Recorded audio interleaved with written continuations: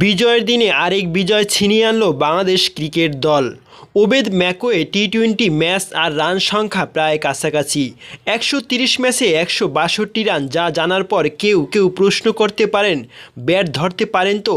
তবু ওয়েস্ট ইন্ডিজের যখন জয়ের জন্য 3 বলে 9 রান দরকার, তখন শেষ ব্যাটসম্যান হিসেবে ম্যাকোয়ে ব্যাটিংয়ে নামতে দেখে পুরো গ্যালারি যেন নেচে উঠল।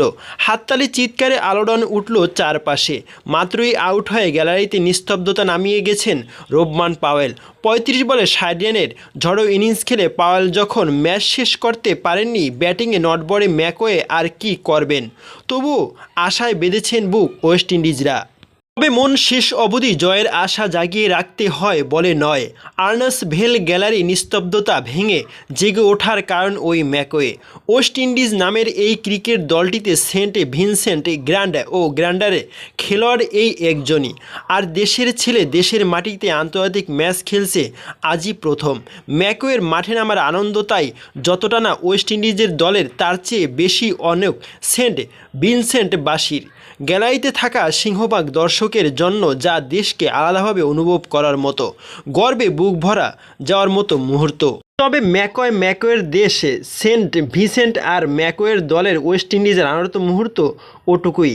দিনটি যে বাংলাদেশের বিজয়ের 53 বছর আগের এমন দিনই বাংলাদেশ স্বাধীন সার্বভৌমত্ব দেশ হিসেবে বিশ্বের বুকে মাথা উঁচু করে দাঁড়িয়েছে। এমন দিন তো বাংলাদেশের হবেই। তবে আনপ্লেবয় ব্যাটে বল লাগাতেই পারেন না ম্যাকোয়ে। বোল্ড হন আলজারি জোসেফ।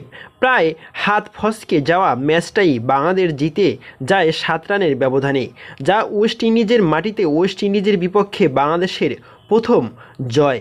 বাংলাদেশের মানুষ যখন লাল সবুজের পতাকা বিজয় উদযাপন করছে, হাজার মাইল দূরে থেকে লাল সবুজের ছাওয়া জার্সি পরেই সে আনন্দ আরেকটি জয় যোগ করেন মেহেদী হাসান এবং মেহেদী হাসান মিরাজরা। অথচ সেন্ট ভিনসেন্ট বাংলাদেশ খেলতে নেমেছিল পেছনের একরাশ হতাশা নিয়ে। ওয়েস্ট ইন্ডিজ সফরে এসে টেস্ট সিরিজ ড্র করলেও সেন্ট কিটসে ওয়ানডে সিরিজে হতে হয়েছে 3-0 ব্যবধানে হোয়াইট ওয়াশ এবং ধবলদোলায়।